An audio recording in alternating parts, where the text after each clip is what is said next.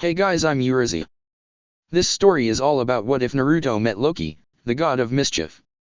Loki has just fallen into a strange world in which he finds magic works in different ways. He is trying to restore what little magic is left in him as well as try to find a way back to Asgard. What he finds, however, is something unexpected that makes him think that maybe he isn't a monster after all, and maybe, this time around, the Allfather would finally be proud of him.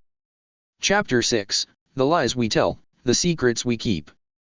The lies we tell, the secrets we keep. I hate him. Hela arches her eyebrow, sitting comfortably on her throne while her eyes follow the young form of her brother. Fenrir speaks with anger, gesturing with his hands while voicing his thoughts. The woman waits, for she knows whenever Fenrir gets like this it's better to let him rant for a little while. After all, she doesn't need to ask who Fenrir hates. It is not a secret, at least for her. My lady. Hela raises her hand to stop one of her servant's words. With another gesture she indicates the man to proceed with her request. It is not every day she receives a visit from the realm eternal, and, when she does get those visits it usually was, her father bringing with him another form of mischief. There is a tug at her heart. The memory of her father and his falling is still too fresh to even think of it as a joke. Would you like some wine, brother? But as if the training session wasn't enough, as if the lack of support from our dearest uncle isn't enough, Balder the Cretan keeps on talking about father behind my back. Hela rolls her eyes, taking a long sip from her wine glass while Fenrir keeps his ranting. By now, the young man has half the staff on their nerves, all of them feeling the sudden heaviness in the atmosphere as Fenrir's eyes gleam a dangerous green. Are you quite done, brother? This time the goddess voice fills the hall and stops Fenrir. There is a warm meal awaiting you, and this fine wine would delight your palate if you give it the chance. Food. Hela smirks. If there is something that would hold Fenrir's attention long enough is food. The young man approaches the table and his eyes lit up as he sees all his favorite meals there. Thank you, my lovely lady. He sits down, bowing gracefully to Hela before taking the first bite of the boar in front of him. Hela watches with some nostalgia, the soft smile drawing on Fenrir's face as he tastes the different dishes in front of him. His eyes, so much like his father's ones, dancing around while enjoying the meal.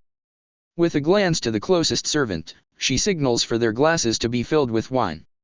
She watches as the wine is served. She observes as Fenrir sniffs the glass and then nods in approval. She notices, as she always does, the gleam out of the corner of his eyes. That glint that indicates he is still mourning. He still feels pain, and whatever happens the last few days with Balder the Cretan and Thor has just reopened the wound in Fenrir's heart. Hela knows she can speak and end the sadness and uncertainty. She knows she can tell Fenrir Loki lives. But, what good would that do? The young man is reckless, and his first option would be to use the portals their father had showed them to travel around the realms. It would call upon Odin's wrath and unwanted attention. No, it is better to keep up with the lie for the time being. Let us toast, brother. Hela lifts her glass at the same time that Fenrir does. Both of them look into each other's eyes, and then Hela declares with a firm voice. To our father, Loki Odinson, second son of Asgard. To father. Mumbles Fenrir before emptying the glass in a single drink. It isn't until later that Hela allows herself a time alone. She knows her brother is fast asleep, her palace is silent, and she isn't alone. Not anymore. She feels her whole body tense up as the presence moves behind her, taking steady steps towards her. She doesn't turn around, she doesn't need to, as her voice resonates in the empty room. I thought father was the only one who knew about the secret paths, all father. Odin tilts his head, taking those final steps to stand beside Hela. Just like her, he directs his eye to the realm of Niflheim. Loki, as smart and cunning as he was, never thought I may be the one allowing him passage through some of them. Hela snorts, her eyes sparkling with obvious animosity. Odin decides to ignore. Why have you come to my domains, All-Father? How is Fenrir doing? Hela turns around, narrowing her eyes while setting her lips in a snarl. Leave my brother out of this, Odin. Tell me the purpose of your visit and then leave. Odin can almost grab his forehead in a tired gesture, but holds himself tall and proud. His blue eyes take in Hela's form before answering the question. Why haven't you told him anything? About Loki? Hela looks slightly surprised, but her expression soon changes to one of complete defiance. A smirk draws on her face, leaning forwards to make sure she is close to Odin. "Oh, is that it then? You are worried I may let out your dirty, little secret about my father being alive?" Hela shakes her head, backing away while placing a finger to her chin. "My, what would Fenrir, Thor and Lady Frigga think if they only knew?" Odin frowns but remains silent for a long time. It isn't until Hela is fidgeting a little that he speaks again. "Regardless of what he or you may think, I love Loki." Odin turns around, giving his back to Hela. "So, you want me to keep your secret until my father learns this? Until you have showed all of your so-called love to him?" There is indignation in Hela's voice, but there is also resignation. Odin allows himself a small smile because he knows Hela won't say anything. He cocks his head, his eye locking with hers. "Yes, that's exactly what I want." Then Odin is gone and Hela is left with anger and a feeling of being a small child all over again. Stupid Odin has always made her feel that way. Jiraya is known for being straightforward, for acting before thinking, for following his heart to protect what he loves the most. He has always sacrificed himself for the well-being of others. He has sacrificed a lot for the peace in the shinobi world. That is why, seeing Naruto there in the arms of a dangerous man, ignites something inside Jiraya. Anger and protectiveness are evident as he sees Minato and Kushina in the form of their son. Jiraya does, at that moment, what he knows best. He stands up ready to fight. His muscles get ready, tensing up, his brain sending adrenaline through his body as a tingling sensation spread through his chakra gathering on his feet and hands while his dark eyes lift to glance at Loki. He has a hand ready for a hand sign, the other one is trying to reach for Naruto all in one single movement. Jiraiya makes sure the man sees the warning in his eyes. He makes sure this Lie-Smith knows Jiraiya is dangerous and ready to do whatever it takes to have Naruto back, and, anyway, how the hell does this guy have access to Naruto? Uzumaki Naruto, for his part, looks utterly confused about the whole situation. He usually does when Loki takes him in an unexpected travel to meet weird people. The only ones he has liked a lot had been Yujito, B and Gaara, even if the redhead was the weirdest one he has known so far. But right now, the old man is behaving rather hostile. He recognizes the killer intent the white-haired man is emitting, even if he can't place the reasons behind it. To Naruto's right side, Loki is smirking. He has on this huge, toothy grin that in Thor's face looks as a mixture of childish and petulant, which makes Jiraiya falter for a second. Of all the reactions, this one isn't something he considers before. But, Jiraiya's hesitance disappears soon enough as he finds between himself the strength to oppose this Lie-Smith. To save and rescue the son of his beloved student. There is enough tension in the air for the rest of the patrons in the bar to notice something is about to happen. The intelligent ones stand up, pay and leave before anything really bad happen. The curious and sometimes stupid ones stay and turn their attention to where Jiraiya is still standing. Loki doesn't make a move, he just stays there smiling. He has his right arm to his side, his hand wrapped tightly around the scepter, his left arm wrapped protectively around Naruto's shoulders. Then, Loki speaks and his voice is so unlike his and much like Thor's when he means business. Deep and thunderous, sending a cold shiver through Jiraiya's spine. No, Jiraiya, we were doing just fine. Why do you have to damage this working relationship we have? There is a mixture of warning and mocking in Loki's voice. Jiraiya grits his teeth, glaring at Loki while his arm is still trying to reach for Naruto. Jiraiya leans forward, growling, spitting with anger his next words, "Let Naruto go, or else." Jiraiya trails off, almost choking on his words, eyes growing wide with a mixture of horror and disbelief. They are focused on the scepter Loki has in his right hand. It is gleaming a familiar blood-red color. It is not only the color, however, what makes him react in such a way. It is also the feeling he is getting from the scepter. Jiraiya is familiar with the overwhelming feeling of destruction and dead coming from that chakra. Jiraiya remembers the Kyubi no Kitsune's chakra as if it had been yesterday the fox attacked the village. And, while lifting his head to glance at this Lie-Smith, whatever the man calls himself, Jiraiya realizes this man is more dangerous than he anticipated. Jiraiya knows he can't lose any more time. Whatever that scepter is, it has some of the Kyubi's chakra, which means Naruto. Just as he is about to reach for the blonde, his eyes finally catch the gleaming metal the boy is holding. He has in his power a strange dagger and, even though his hand is trembling, Naruto is wearing the same confident smirk as Loki. But, whereas Loki is looking confident, defiant, and arrogant, Naruto is glaring openly at Jiraya. There is anger there, a little fear but also defiance. Loki signals the seat Jiraya has occupied moments ago. Naruto is still grabbing the dagger, his blue eyes following every movement Jiraya does. Please, Jiraya, sit. There is no need for us to do something foolish. The voice is deep but mocking. Loki doesn't hide the fact he is enjoying the situation enormously. Jiraya doesn't know what to do. He is still shocked at Naruto's reaction. Just, what is the relationship between Naruto and Lee Smith? Jiraya is about to speak but Loki interrupts him again. Now, Jiraya, we wouldn't want a free show of what happened to Orochimaru's minions, do we? Better speak of these matters like civilized people. Jiraya growls, clenching his jaw. He glares and wants to speak and scream. He wants to attack this man. But, he can't.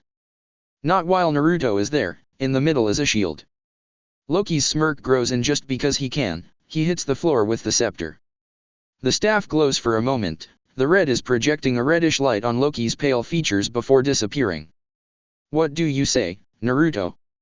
Naruto turns to see Loki. He sees the grin and the gleaming in those green eyes and, even if Loki isn't wearing his real form, Naruto knows that grin too well.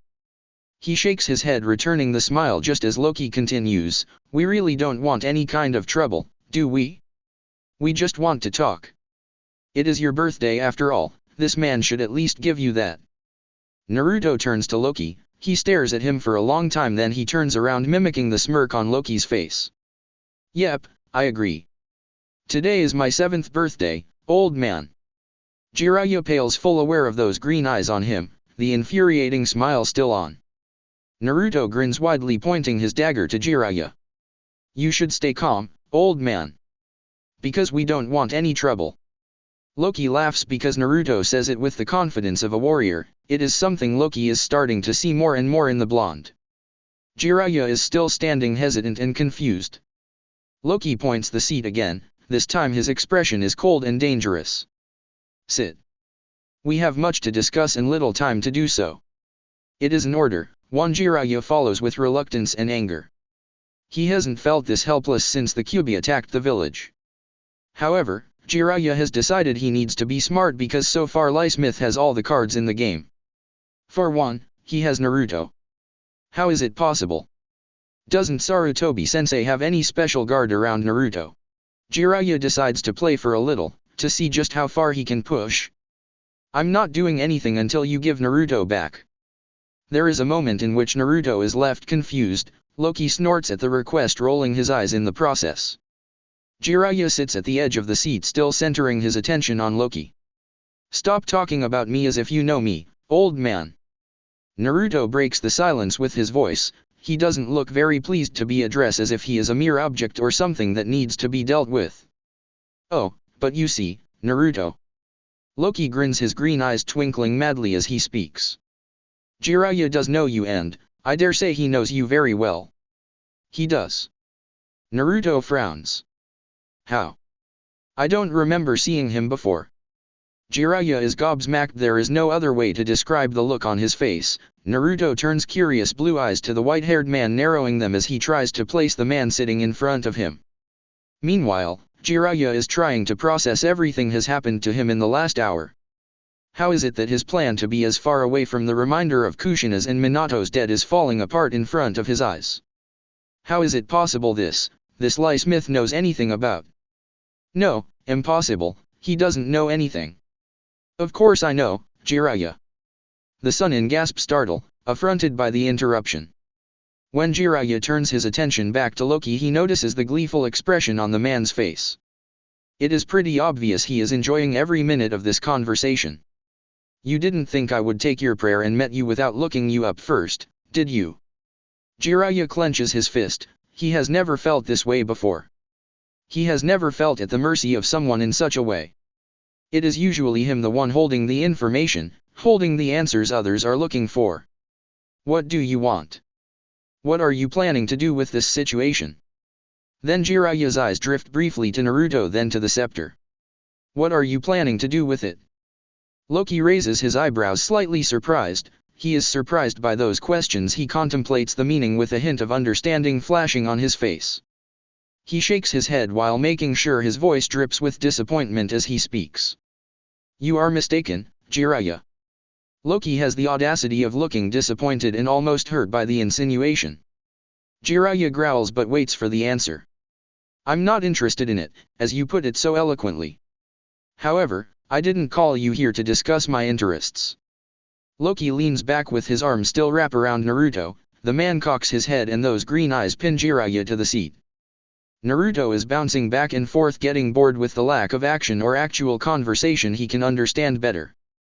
Then, why am I here? Why did you bring Naruto here? You must have done a great deal of damage if you got Naruto out of Konoha. Jiraya asks, demanding answers. Loki snorts, looking aside to hold in check his feelings. I didn't need to do anything. This isn't the first time Naruto and I go around without anyone in your pathetic village knowing it. Loki looks openly disgusted. He leans forward, making sure Jiraya can't look away from him. But again, I didn't bring you here to talk about your village's lack of interest in Naruto. Loki places his left arm on top of the table. His right arm brings forward the scepter that is, once again, gleaming a dangerous red. I brought you here because I want you to take care of Naruto's education. Loki leans back, presenting Naruto with a flourish of his hand. This is the payment I am going to ask of you. I am going to gift you to Naruto so you can train him in your ninja arts. As you can see, I am a very generous man. Loki smirks, showing his white teeth, green eyes twinkling with mischief at the awestruck expression on Jiraya's face. It is a sudden change in the conversation. Loki drifts his attention to the blonde who, until now, has remained attentive to the conversation. With a last glance at Jiraya, the blonde lifts his head and finds himself looking into green eyes. You're giving me an old man. Naruto scoffs, crossing his arms while eyeing Jiraya. He doesn't look like much. Wait, what? Jiraya waves his hands away. His mind is trying to grasp some kind of logic in the whole situation. It is trying to hold a sense of sanity from this conversation. Jiraya points an accusing finger to Loki, who is staring innocently at the man. I am not an object for you to give away. Is that the favor you were going to ask of me? Really? Then, Jiraya turns to Naruto, pointing the same finger. And you? Stop calling me old man, I'm the great Toad Sage, Jiraya of the Sunin. Naruto blinks, not quite believing what he is seeing, then he turns to Loki with disbelief written all over his face. He points at Jiraya with his thumb. Seriously? This guy? Jiraya feels an eyebrow twitch at the lack of respect and recognition from Naruto. Loki sighs, shrugging. It seems pretty common for good ninjas to have certain peculiarities. You should be thankful I didn't make a deal with the one who has an unhealthy preference for younger, masculine company, or the other one who seems busier playing games and losing money. Jiraya's reply is cut short by those words. The man stays still for a few seconds, then, you have seen Tsunade? Because, really? Who else goes around losing money while playing games? Besides, Jiraya has a feeling Lee Smith is talking about the Sunin as a whole. Who else has an unhealthy taste for younger, masculine company? Orochimaru has always been peculiar about it. Loki ignores Jiraya as he engages in a conversation with Naruto. But, I don't get it. Why are you giving me this man? Again, I'm not an object. Loki interrupts Jiraya and the man goes silent, his eyes narrowing as he listens and pays close attention to Loki. He is a ninja of Konoha. After what I witnessed with your so-called academy, I decided you need more competent education. Loki waves a hand to stop any protests from Naruto. You need to be better than your classmates. You are meant to be greater than that. Naruto is awestruck, his eyes are wide open and he is gulping at the conviction behind Loki's words. But I don't need. Naruto lowers his head, not knowing how to say what he wants Loki to know. He is not a bad option, Naruto. Even with his peculiarities you can learn a lot from him. Loki points at Jiraya, using his words and knowledge of the man to convince Naruto. He was also the student of your current Hokage and he was the teacher of the former fourth Hokage, Namikaze Minato. Whatever kind of reply Jiraya may have worked is halted by those words. The man looks over at Loki, who hasn't wiped the smile off of his face. His green eyes are gleaming, entirely glued to Jiraya. There is something there, something Loki is openly showing Jiraya, and the Sunin can't help but feel manipulate. Naruto from his part is watching with amazement, and a little disbelief, the old man in front of him. He knows the fourth Hokage is the best Hokage ever. He is the killer of the Kyuubi no Kitsune, and he is awesome. So, if this Jiraiya had been the teacher of the fourth Hokage, he must be good. You really were the fourth's teacher. Naruto isn't shy to show his skepticism about the subject. Jiraiya takes his eyes from Loki to look at Naruto. There is something in the blonde's expression, a likeness to both his parents Jiraiya can't help but feel sympathetic to. It makes him regret his decisions about leaving the boy. Yes, I was. Really? Because you look too old and you don't look like a ninja. Then Naruto crosses his arms, looking unconvinced. Besides, I don't want him to train me. I want you to train me. If he is honest with himself, Loki doesn't expect this. He expects for Naruto to be happy with the arrangement, to accept the help from Jiraiya. He doesn't expect Blue Eyes looking pleadingly to him as Naruto admits he wants Loki teaching him. I bet you can kick this guy's ass with your eyes closed. So why don't you train me? Loki can't hide his smile, but it is soon wipe away when he gives his answer to Naruto. For some reason, Jiraiya has stopped fighting against the urge he has to take Naruto away from Lee Smith. Instead, he is watching with interest the interaction between the both blondes. This is not the time and it is not the place to discuss these matters. Naruto crosses his arms, stubbornly pouting in the process. Loki rolls his eyes, exasperate, but he also knows there is no way he would escape without a satisfactory explanation. Loki looks at Jiraiya out of the corner of his eyes before giving in. I will train you, however, I will take care of the more physical aspect of your training. That is hand-to-hand combat and weapons training. Jiraiya here seems more adept into teaching you ninjutsu. He knows what you require to become an excellent warrior. Naruto is giving in slowly. The tensing of his shoulders has decreased. He seems to be considering the advantages of the deal. He eyes Jiraiya because he is still unconvinced, but he doesn't have any doubts about Loki's proficiency with hand-to-hand combat or weapons training. Naruto has seen Loki fight before.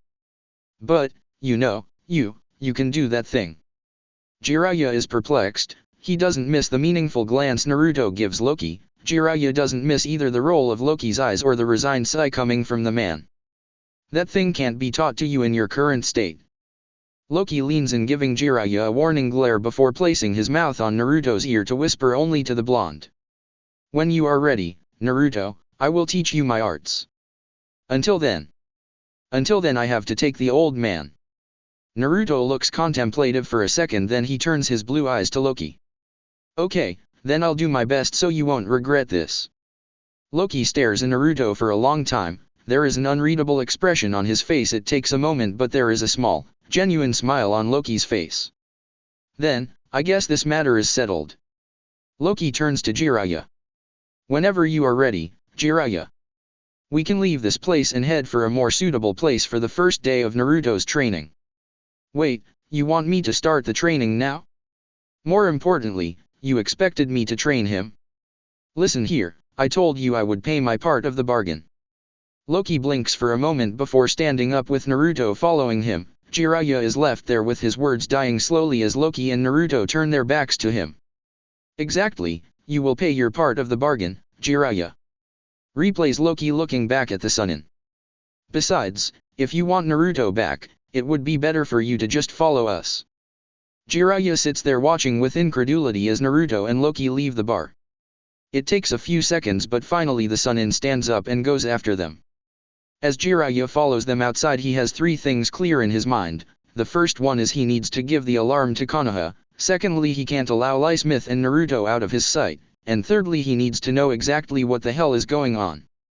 Rain is falling slowly but constantly. There is a cold wind accompanying with a strength that makes it whistle in the middle of the silent streets. There isn't anyone outside but two lonely shadows, both of them walking in slow, steady footsteps. Black cloaks billow gracefully as they approach a hidden door in the back of one of the tallest buildings in the village. It doesn't take them too long, and when they arrive the only thing they do is mumble some words. Seconds later they disappear from view. Once inside the building, whatever sound coming from the wind or the water hitting the streets or the roofs of the buildings is suddenly silenced. Now, the only sounds that can be heard are those of footsteps moving through the empty halls to the closest room. You're late. The door opens to reveal a young man with spiky, orange hair. His eyes had a strange ripple-like pattern on them. Beside him there is a young woman with blue hair that falls to her shoulders with a single rose made of paper as a decoration. Yeah, well, shitty head over here decide he needs the bounty of the man scouting the group. Hidan replies, glaring at Kakuzu. It was worth more than your butter knife. I wasn't about to pass the opportunity. Hidan feels an eyebrow twitch, his hand grabbing the scythe as he nears it to Kakuzu's smirking face. My butter knife? Let me teach you what Jashin-sama does to unbelieving fuckers like yourself.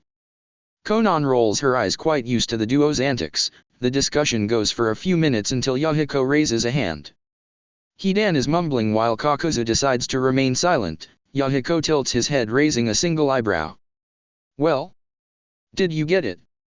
Kakuzu takes his hand inside his black cloak and very slowly puts a single scroll from it. It was worth every single ryo. Hidan snorts just as Kakuzu gives Yahiko the scroll.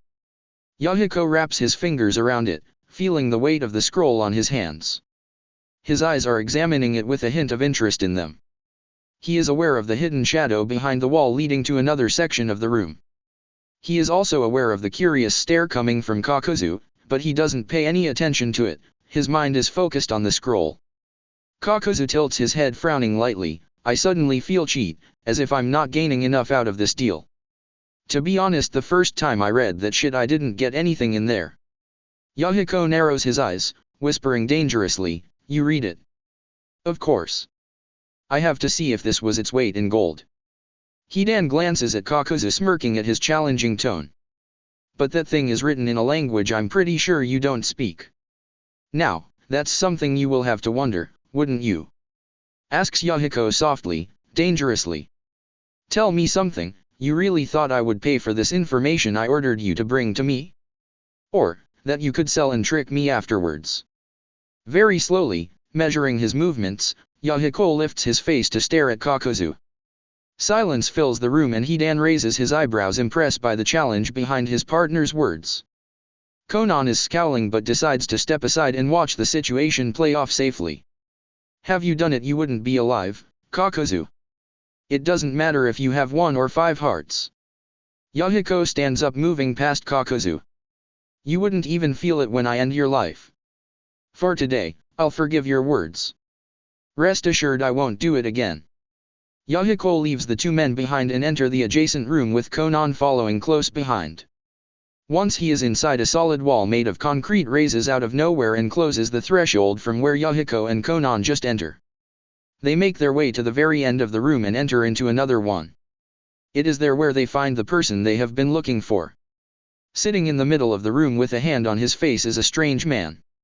Short, spiky, dark hair is the only visible feature from his head. His face is covered by the hand, but, as soon as the man hears Yahiko and Konan, he stands up. The hand is replaced by a mask with a single hole at the right eye position. Oh, they found it. Yahiko nods his head, presenting the scroll to the man. Right where you say it was. Yahiko hands the scroll, moving past the masked man. Which makes me wonder why you didn't get it in the first place. The man shrugs, opening the scroll, not caring if Yahiko or Konan can look at its contents.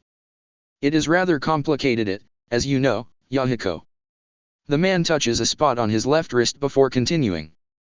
Besides, if we have people who can do the work for ourselves, then, why don't use them? This scroll, is this the one about the gauntlet you speak of? Yahiko stares out of the only window in the room. The one powerful enough to reunite the Biju in it. Inside the mask, the man smirks, the only visible eye gleams a dark red. Yes, this is the scroll that will lead us to the gauntlet capable of holding the power of these demons. In retrospective, he didn't think the price would be this high. He remembers, not without fear, the void spreading out in front of his eyes. His mind never fails to bring back to memory the coldness, the emptiness, the darkness his world had become after his fall. It is a sensation he hates to memorize because it shows how weak he had become, because it reminds him of his current path. He is no longer a great ninja, he is no longer the head of a proud, powerful clan, he is merely a tool. Despite his pride, his power, and his intelligence, Uchiha Madara can't escape his savior and his captor.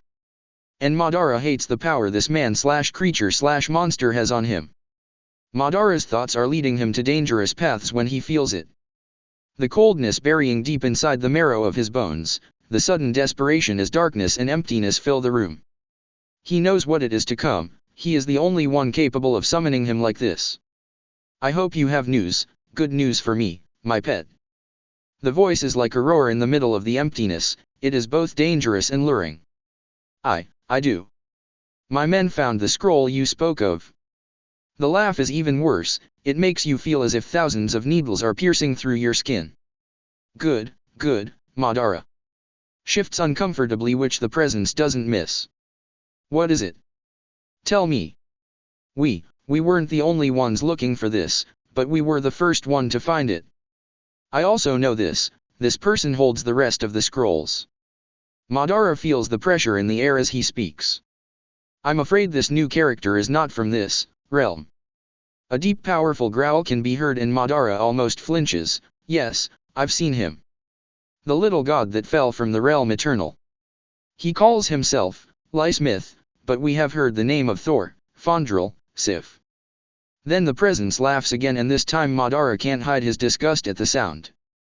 Yes, the second-born, the forgotten son, Odin has never been more stupid to lend me his wound son.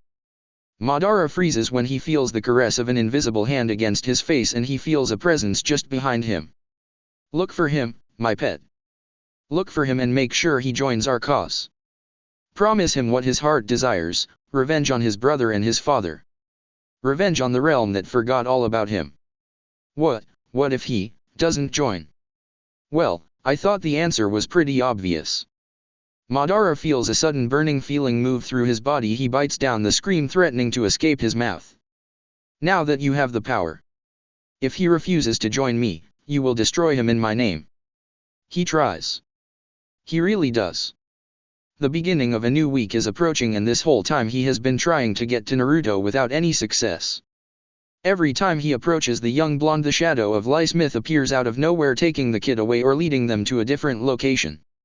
Even when Jiraya doesn't think Smith is near and he has alone time with Naruto, the blonde looks warily at him, refusing any ill word direct to the blonde man. Now, it is really late in the afternoon and Jiraya is watching as Loki and Naruto train together. The Toad Sunin has to admit Smith is corrected in his assumption that Konoha hasn't been doing a good job with Naruto's education. The blonde doesn't even know how to gather his chakra to perform a decent shadow clone or a henge. Jiraiya had to explain Naruto from the very beginning how the chakra works and how to use it to be able to perform ninjutsu.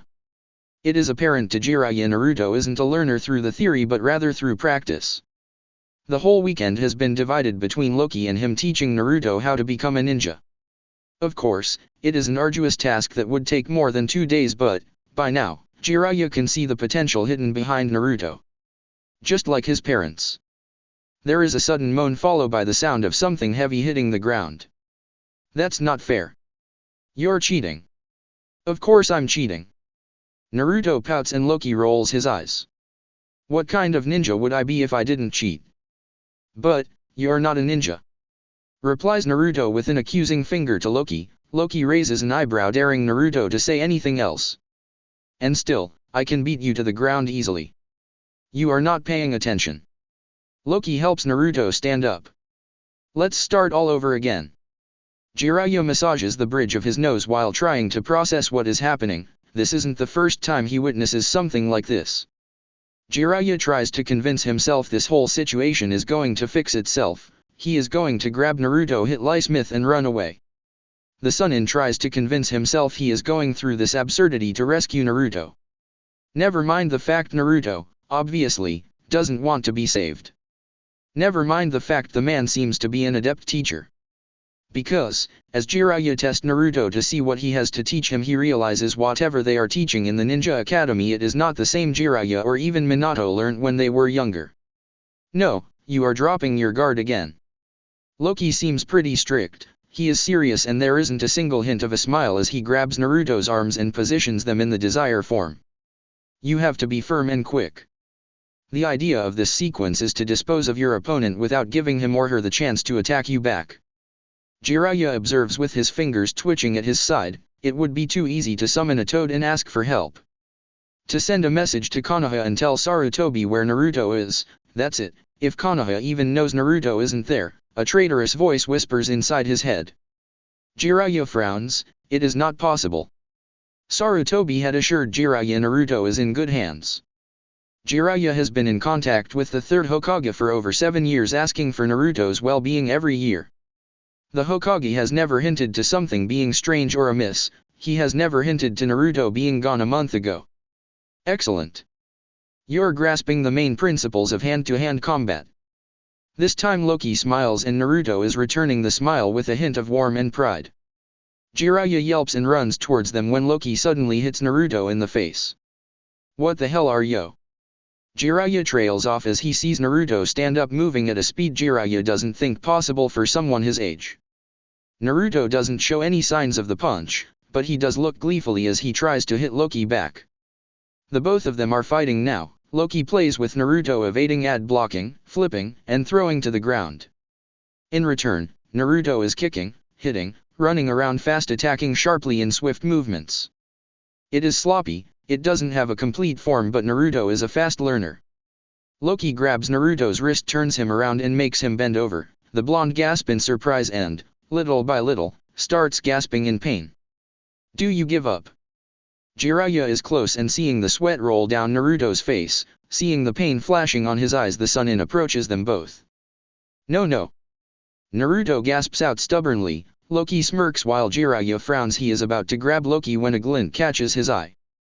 It is a blade, sharp and dangerous, sliding out of Naruto's sleeve and making its way to Loki's thigh. Naruto hesitates, however, and Loki is fast in taking it away from Naruto and letting the blonde drop to the ground.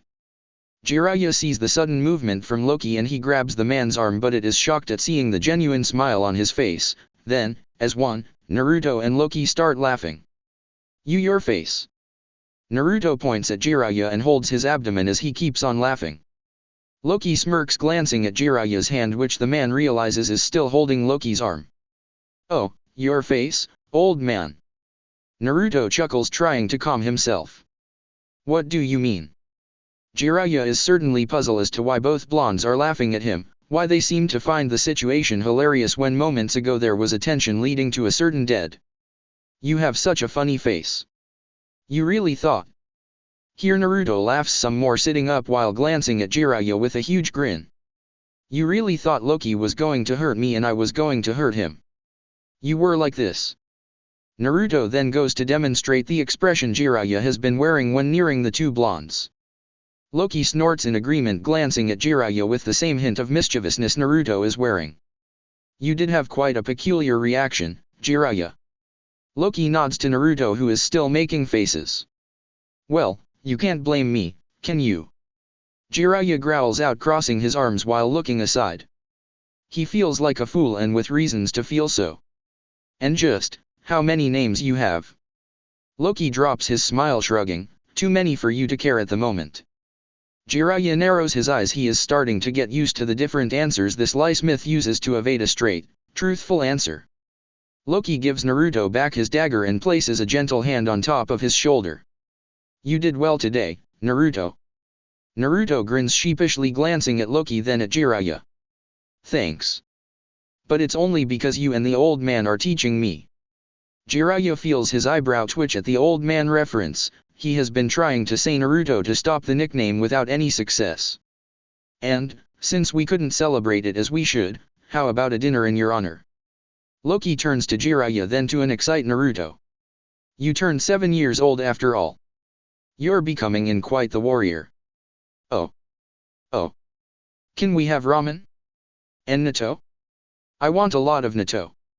Naruto starts walking without waiting for the adults. Loki shakes his head as his thoughts are reminded of another individual who, as soon as he was done with the training, would be thinking about food.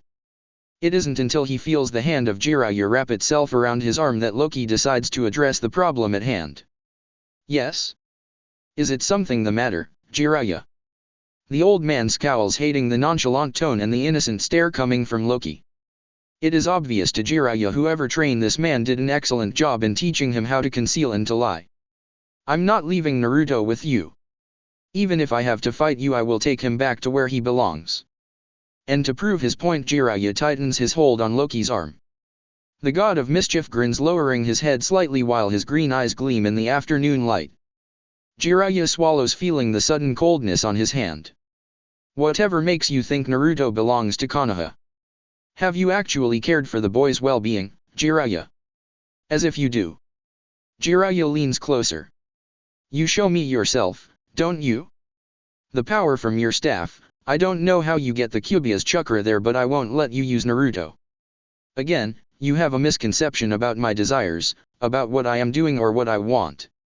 Loki grabs Jiraya's arm and squeezes hard, making the old man let go of his hold and wince in pain.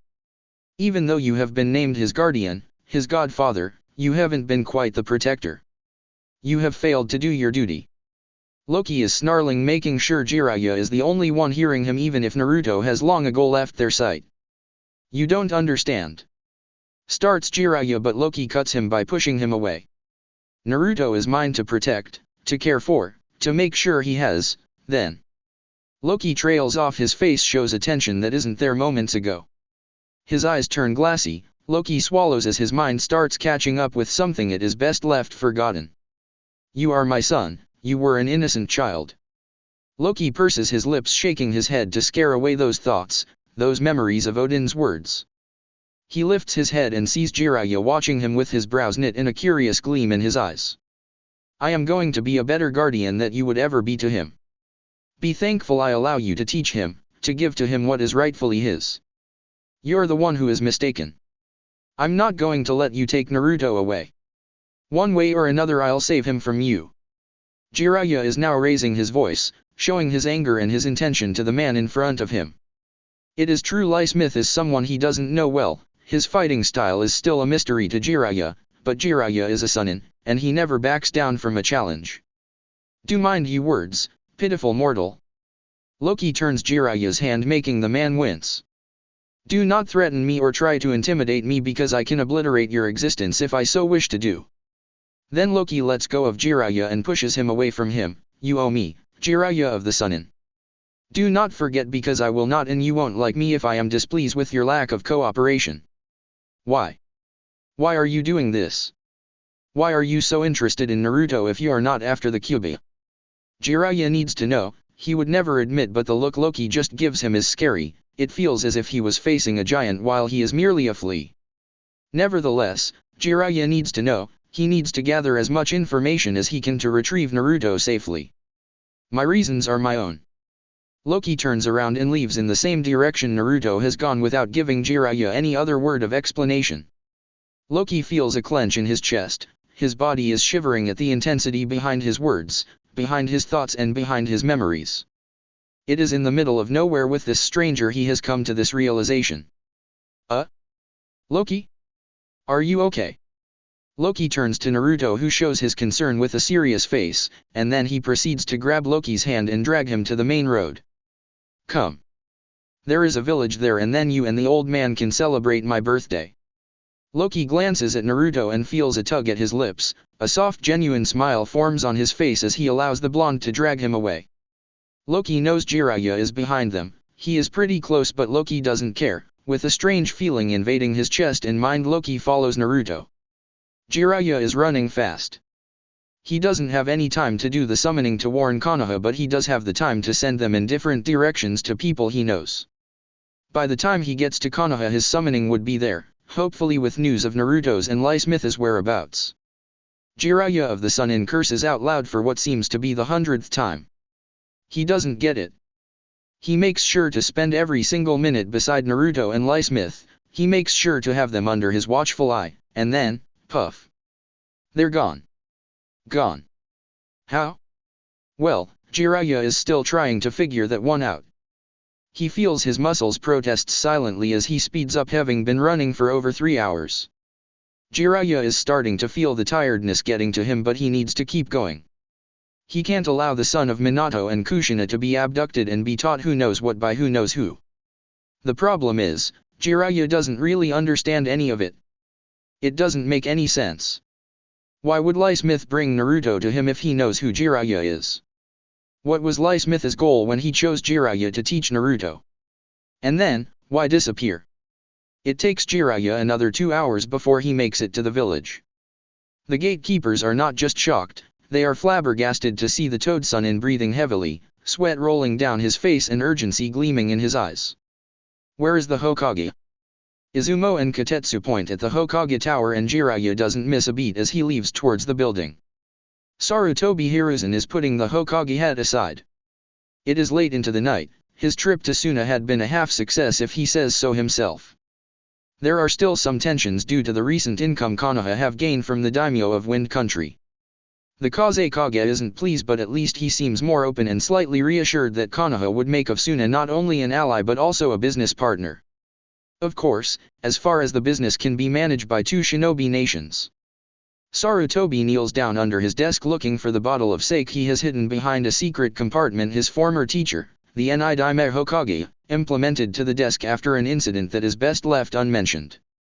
The third Hokage smirks as he finds it and proceeds to put the bottle of sake out when someone barges into the room, startling the old man, who hits his head against the desk. He curses and is massaging his head when he comes out of under the desk.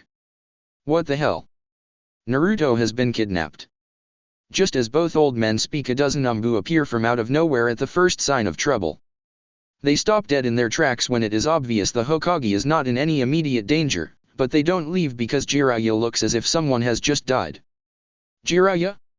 What are you? The Sandaime Hokage is silenced by Jiraya's voice. Naruto. He has been kidnapped. Sarutobi forgets the growing bump on his head while his face turns into a mask of concern and worry. What? What is the meaning of this? Sarutobi's question is direct to the Umbu in his office. While he is out, the duty of taking care of Naruto falls in the hands of the Umbu and some select Jonin. It is Dog who speaks first. I don't know. Naruto has been in his apartment all weekend.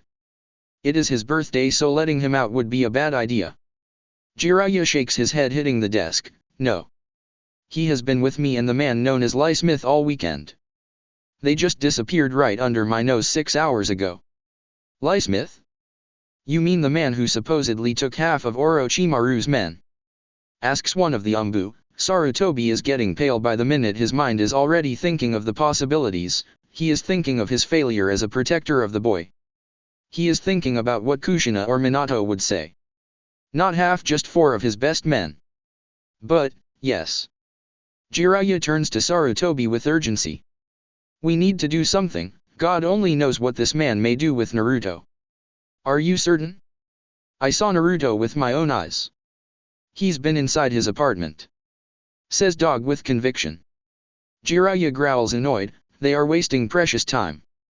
He turns around looking to see if maybe Ma or Pa appeared with news about Naruto, but so far none of the toads have come with any news.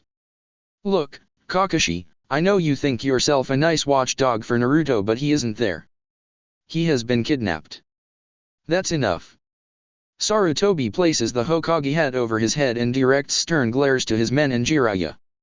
I want you 4 to give notice to the different entrances around the village. Ask if they remember anything going amiss or anything strange. Jiraiya is about to speak, but Sarutobi silences him. You and the rest of my Umbu are going to Naruto's building. Let's see what happens. The Sunin is about to scream. He doesn't know how to make Sarutobi understand there is not going to be anyone in that place. Naruto is God knows where and they are wasting time. Sarutobi doesn't leave any room for argument. His word is final, and with speed and efficiency all of them move to their destinations. They barge in without an invitation. They break windows and the main door. They scream and make a lot of noise. Jiraiya stands aside, rolling his eyes angrily because he knows Naruto isn't there. Hey! What the hell are you doing in my home? Jiraiya feels as if a bucket of cold water has fallen on top of him. Again. He has his eyes wide open and is completely frozen.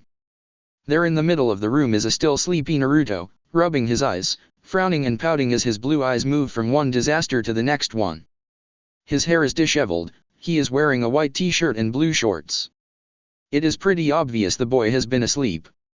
What did you do to my home? He is sounding more awake now and he is clearly displeased. Naruto.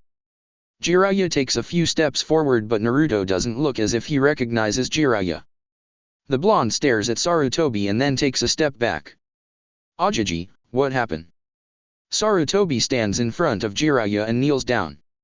Naruto, are you okay? Where were you? Naruto blinks confusedly, tilts his head, pursing his lips a little. I've been asleep until you enter my home like a bunch of rabid dogs. He crosses his arms and pouts. Sarutobi frowns lightly, mainly because rabid dogs doesn't seem as something Naruto would say. I am very sorry, Naruto. We heard you've been kidnapped. Naruto scrunches up his nose, pulling funny face. Kidnapped? Why? Naruto, how did you get here? Where is he? What? Starts Jiraya, grabbing Naruto by his shoulder. The blonde frowns and steps away, glancing up and down at Jiraya before speaking. Who are you? Jiraya opens his mouth, gaping at the boy. Who am I? I'm Jiraya. We've been all weekend together. Now, where is he? Sarutobi watches carefully. Naruto may be good at fooling some people, but Sarutobi likes to think he is capable of catching the boy. From the knit eyebrows, to the purse of his lips and the look in his eyes, Sarutobi knows Naruto isn't lying. The boy doesn't know Jiraya and the Sunin seems to be scaring Naruto. This isn't how Sarutobi plans to introduce the both of them. So, before things get worse, he stands up, placing a hand on Jiraya. I'm sorry, Naruto. Obviously there's been a misunderstanding. Naruto pouts, glaring at the Umbu, then at Jiraya and finally at the old Hokage. The old man can't help the smile as he remembers the same look on Kushina.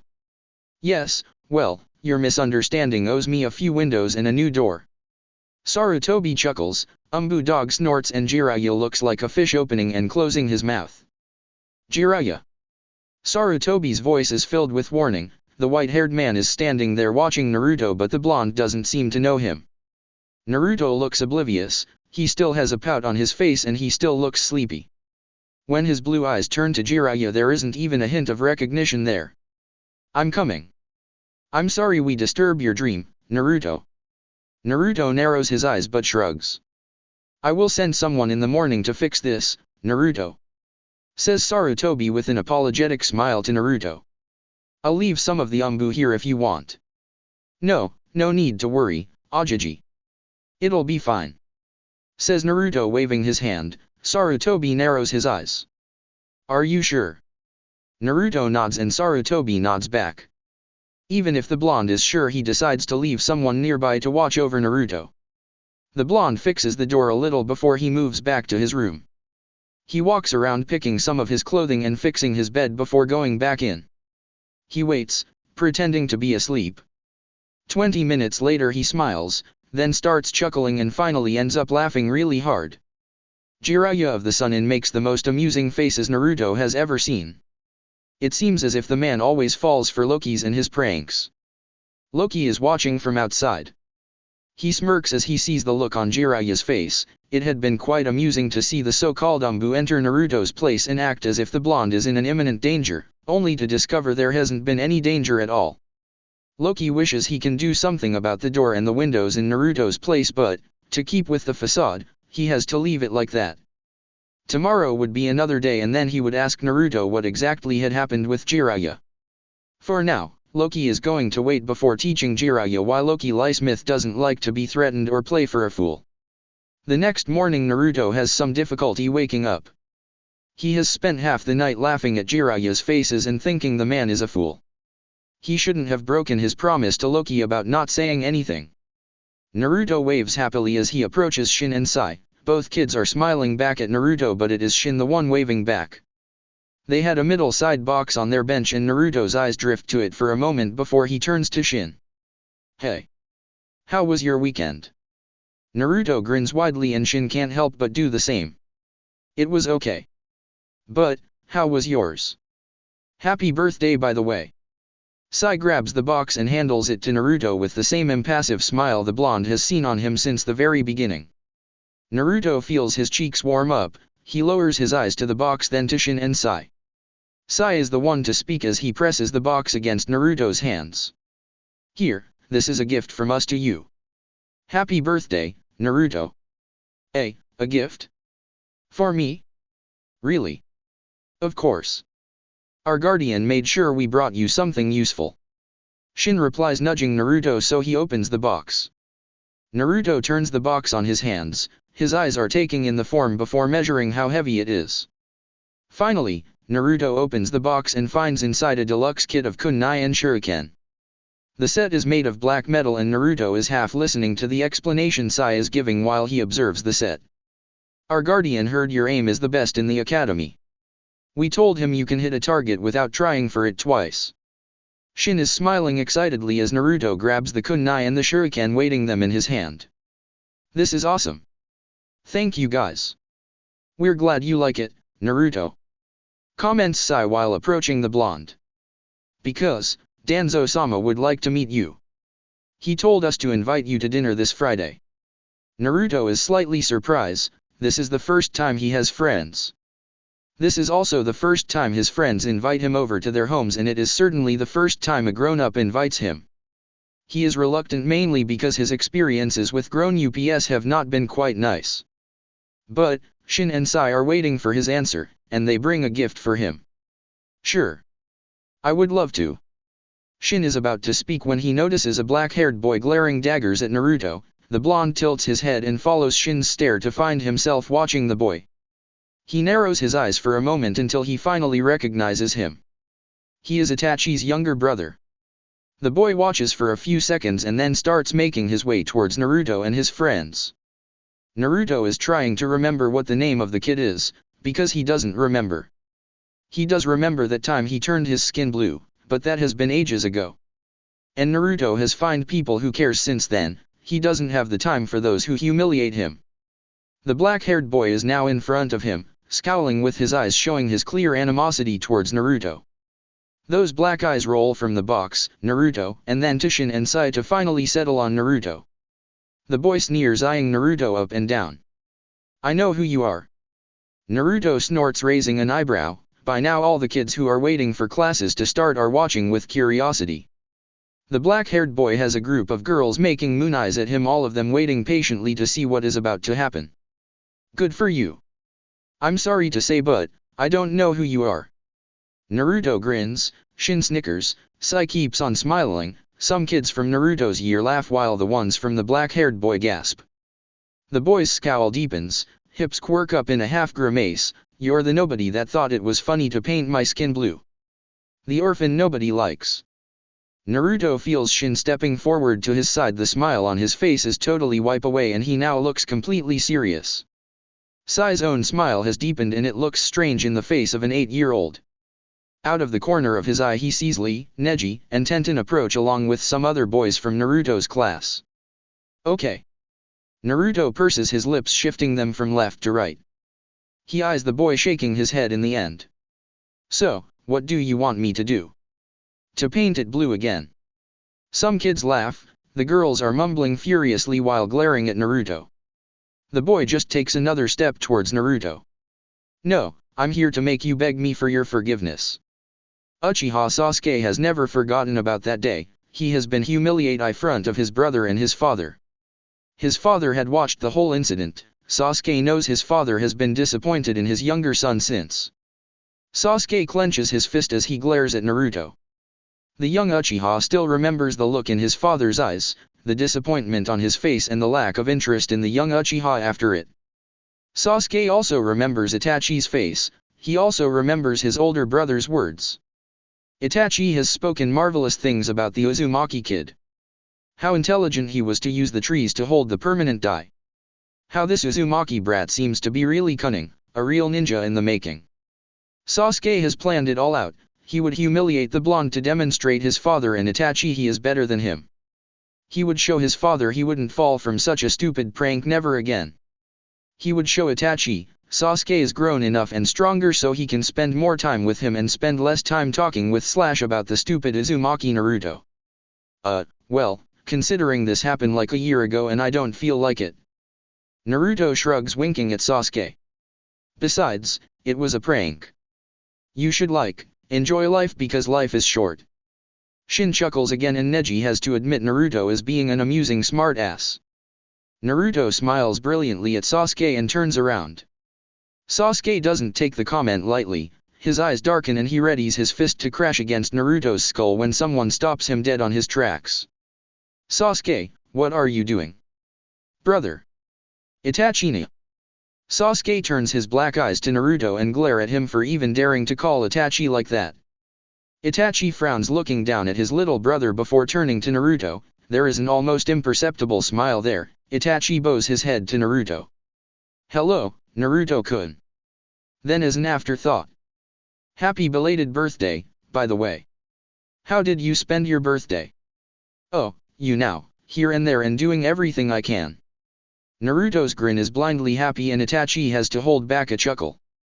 Then the older Uchiha turns to his brother and raises an eyebrow at him. What you were about to do, Sasuke, was a coward's way out. You never attack a comrade in such a traitorous manner. You should apologize to Naruto. Sasuke gaps at his brother before recovering some of his dignity and crossing his arms. He shakes his head making sure his anger is not visible on his face. No. He is the one that has to apologize to me for what he did. And, I'm training to be a ninja. Father says attacking an adversary when he turns his back at you is the best way to deal with them. Itachi opens his mouth to reply when Naruto's hand on his free arm stops him. The blonde shrugs and shakes his head. Before he can say anything, Sasuke is pushing him hard away from Itachi. Naruto staggers back quite surprised by the sudden attack. Let go of my brother. Sasuke. Sasuke lifts his head to watch Itachi. There is a moment in which the two brothers have an staring contest. Moments later Sasuke pulls his arm from Itachi's hold and turns around. I don't care.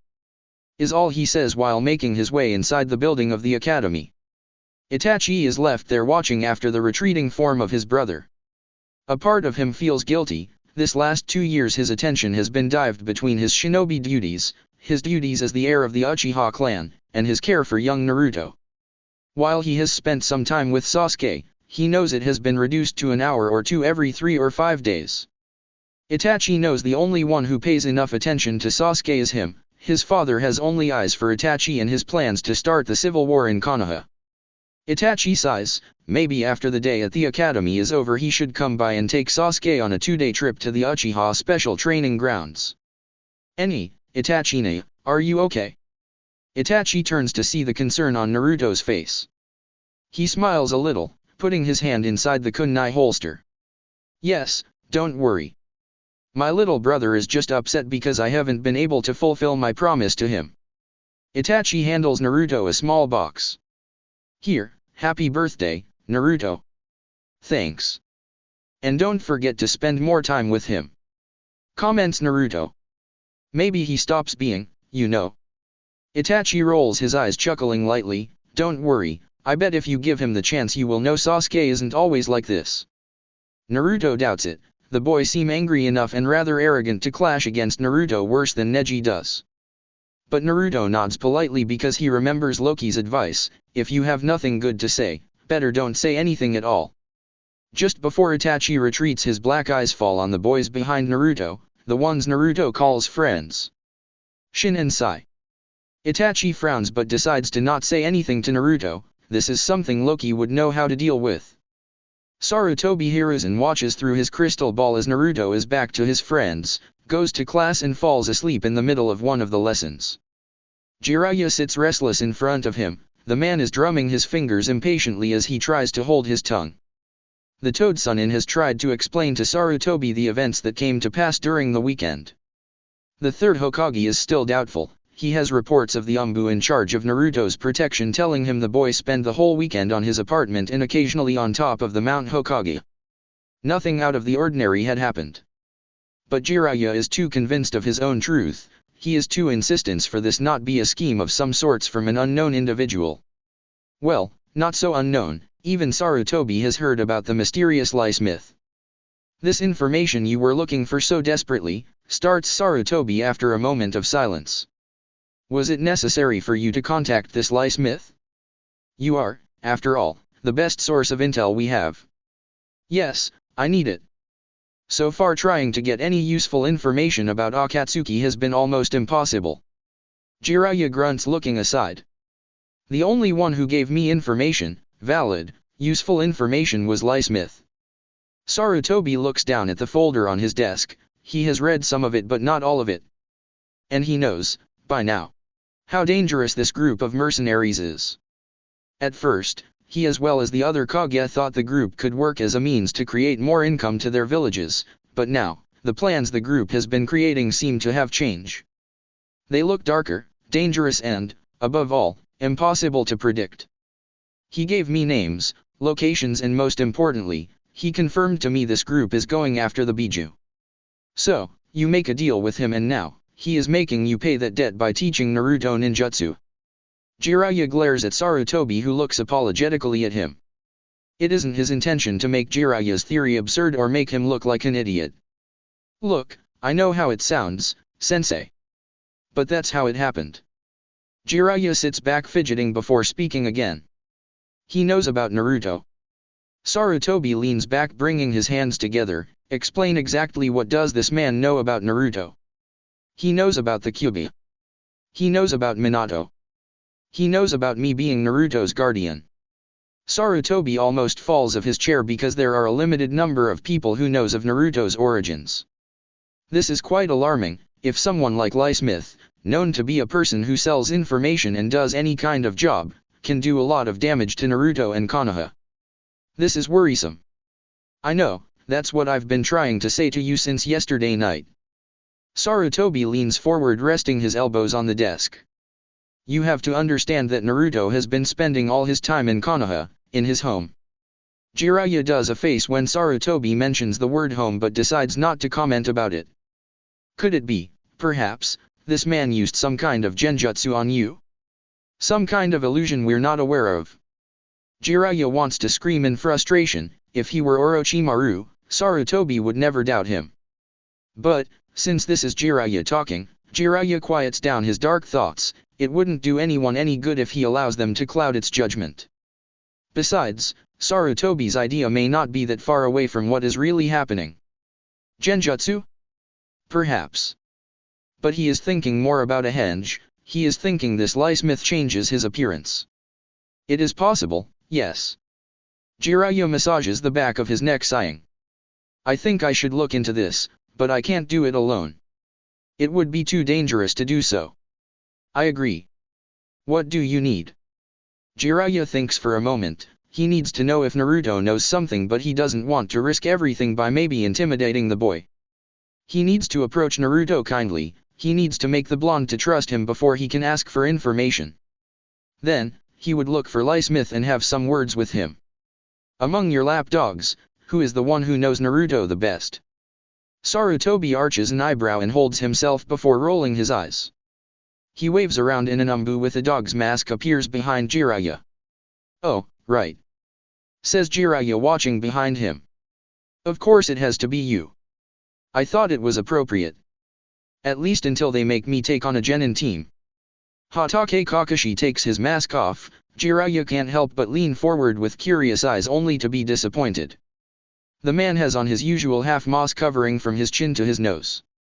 So, any ideas as to what do you want to do, Jiraiya-sama? Jiraiya turns his eyes to Kakashi, then to Sarutobi. Yes, actually, I do. 3 days later, Jiraiya is watching Naruto from the other side of the street.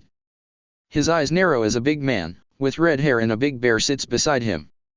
The man places a hand on Naruto's shoulder and gives the blonde a wink and a half smirk. Who's that? The man seems pretty amiable. He is letting Naruto do the talk, and, moments later, 2 kids about Naruto's age join them. The man on the ramen stand serves another set of ramen and the group starts eating and talking. Kakashi glances from his book to the stand. He takes in the group before returning his attention to the book. That's a guy called Volson, Vontag, something like that. A merchant from Wave Country. And, why is he eating with Naruto? Kakashi turns the page of his book as people pass around them. Jiraiya has not taken his eyes from the stand, watching carefully at the group. A year ago the man came looking for something to eat. Naruto found him and took him the best ramen you will ever eat. Kakashi lowers his book to stare at Jiraiya. Naruto made a friend out of him after that. Every time he comes by he looks for Naruto and pays for his dinner or lunch. Just like that? No questions asked. Without asking nothing in return. Kakashi lets out a sad sigh as he puts the book down, making sure it is safely guarded inside his back holster. He leans back against the wall and lets his only eye travel down the road to the ramen stand. He is clean. He has a genuine job, one that brings to Konoha some supplies for the very same ramen Naruto likes to eat. Kakashi tilts his head as Naruto laughs openly, ignoring the passing glares and scoffs. He invites Naruto to dinner because Naruto reminds him of his only son who died while trying for a post in the ninja academy in Kirigakure. Jiraya hasn't stopped frowning, but he seems less tense. Kakashi seems slightly surprised by the Sanin's reaction. His own eye is watching Naruto, then decides the silence is too uncomfortable to still deal with it. You're really worried, aren't you? About this guy and what you say he did or does to Naruto. Jiraya doesn't answer, mainly because he doesn't know what to say. A part of him is worried, of course, but then there is another part of him, a much hidden, almost secretive part of him that wants to believe the man is really helping Naruto. There is a lot of regret in Jiraya's heart. Naruto has had a hard life, and maybe, just maybe, this lice myth has given to him, but Konoha has denied him. I'm worried because out there may be someone who can offer Naruto what Konoha, Sarutobi-sensei, you and I have denied him for so long. Jiraiya turns to make sure Kakashi is looking at him. And what is that? Love, understanding. Jiraiya watches as Naruto's smile softens at the sudden ruffle of his hair from the big man. A family. It is that very same day Jiraiya decides to intercept this merchant. There is something off about the man, about his relationship with Naruto, about the story of his appearances. Kakashi is slightly confused, but he trusts Jiraya's judgment. They form a team of 5 Jonin, all ready to capture the man if need.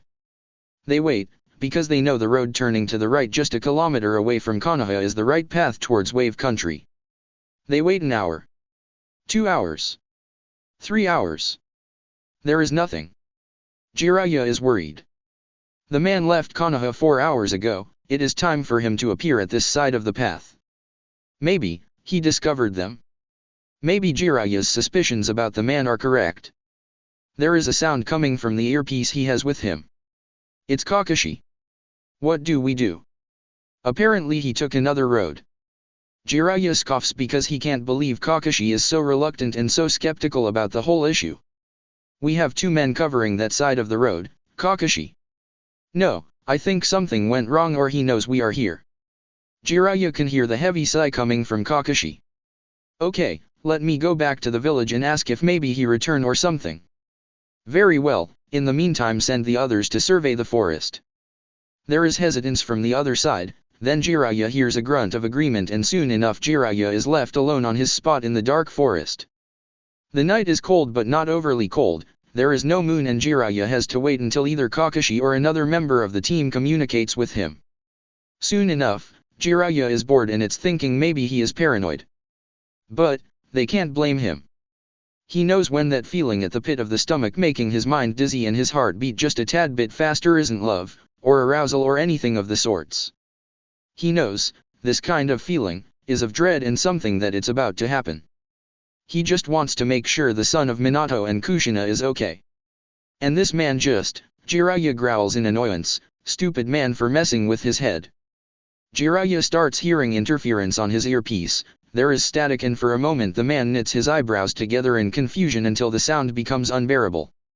Jiraiya takes the artifact from his ear, moaning in pain while massaging his ear. He looks down at the earpiece that it's still making those sounds. Technology in this realm is so strange. Jiraiya freezes at the sound of the voice. It is so unreliable, just like people. Jiraiya turns ready for an attack when a heavy, huge form appears out of nowhere. It is the man they've been waiting for. His red hair looks like a mane, with his hand caressing his bear. The man has deep, green eyes twinkling with amusement as they approach Jiraiya. Then, it appears on his right hand. A familiar staff. It is gleaming red and green, and slowly, pretty slowly, the big form transforms into a slender one. This time there is black hair, the green eyes are still there, but everything else shows a young man, tall and slim, looking out of place in time with the clothes he is wearing. The Sunin doesn't know what to say or how to react. The man smiles and Jiraiya can see the familiarity behind the arrogant smirk. You are. Jiraya feels his throat dry, his heart is beating fast and now he wishes the artifact in his hand is still working so the rest of the Jonin can hear him. "Please, call me Loki," says Loki approaching the man. Jiraya takes a fighting stance recovering quite quickly from the shock, this only makes Loki stop and his grin grow. "Loki? Or, maybe, Lysmith." Loki chuckles shaking his head amused by the man's reaction. "Oh, you caught me, big guy, you really did. I think you have spent too much time in the bars down in Iron Country," says another voice from above Jiraya and just then Jiraya wonders how these two individuals can sneak out on him. He is a freaking Sunin. They shouldn't be able to surprise him like this. There is not such a thing as much time. The people down Iron Country are the most interesting ones I've met in this pathetic realm.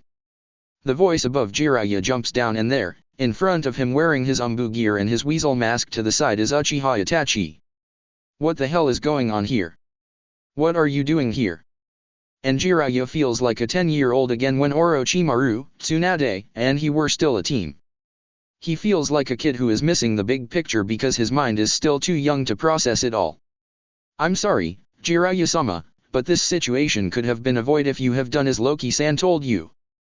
The Toad Sunin knows when he is trapped, he knows he can fight and maybe get out of this situation on time to have some backup.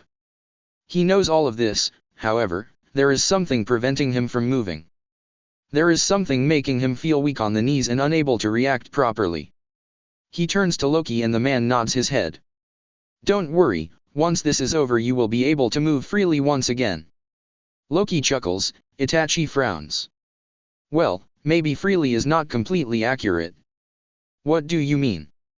What did you do to me?" Loki considers the questions for a few moments before advancing. "Very well, I'm going to tell you what you desire mainly because Itachi here has asked me to." Itachi is looking at Jiraiya and the man can see the Sharingan activate. "I told you I don't like being tricked. I told you I don't like when people think of me as a fool. And I told you Naruto is mine to protect to make of him the best he can be." Loki-san really means well. Naruto adores him, Jiraiya-sama. The only thing Naruto needs is people who can teach him how to be a ninja and that can offer him a family. Interrupts Itachi ignoring the glare coming from Loki. Loki-san is the father Naruto lost a long time ago. This time not only Jiraiya is left speechless but Loki as well. The god doesn't know how to react or how to respond to that, for a brief moment the red eyes meet with the green ones. Loki understands what is not being said and, even if he doesn't want to admit it, he is grateful by the vote of confidence from Itachi. "The problem relays in your insistence to interfere. And I will continue to do so. You're a criminal. You shouldn't be trusted. Someone that changes his form is up to not good." This time Jiraiya turns to Itachi. "You should know this, Itachi. You are a Konoha ninja. You can't allow him to take Naruto or keep taking him away. Konoha is not what it used to be, Jiraiya-sama. You should know this." Itachi looks sorrowful, he lowers his eyes evading the Sunin's glare. "Oh? So what, you decided to join your clan in his little quest for civil war?" Itachi snaps his head fast with the black dots spiraling wildly and his face showing his discontent towards the comment. He clenches his fist and Jiraiya looks almost smug, he still feels weak but decides it's time to fight. "Sarutobi needs to know this." "How do you know?" Itachi's voice is cold, Loki glances at the young man for the first time seeing the cold anger coming from him. "Humph, as if Fukazaku can keep something this big a secret. Your old man has always been a show-off. Danzo, Sarutobi, and the rest of the elders know of this." Itachi takes a step forward but the hand of Loki stops him. Itachi turns to Loki and realizes he is going to give some explanations later. For now, Loki only desires to act as quickly as possible. "I didn't want to have to do this. I thought maybe you held enough love for Naruto to do this quietly and with an open mind." Loki shakes his head, disappointment evidently on his expression. "It is truly said to have to take your mind away." "What?" "Don't worry, Jiraiya-sama. You would be able to function normally until Loki-san calls upon you," says Itachi who is looking into Jiraiya's eyes. "Please, try to not resist too much because I'm still new at this, Tsukuyomi. I need your help." I need your help to kill my clan, Loki-san. That's it for part 3. Thank you for watching and see you in the next video.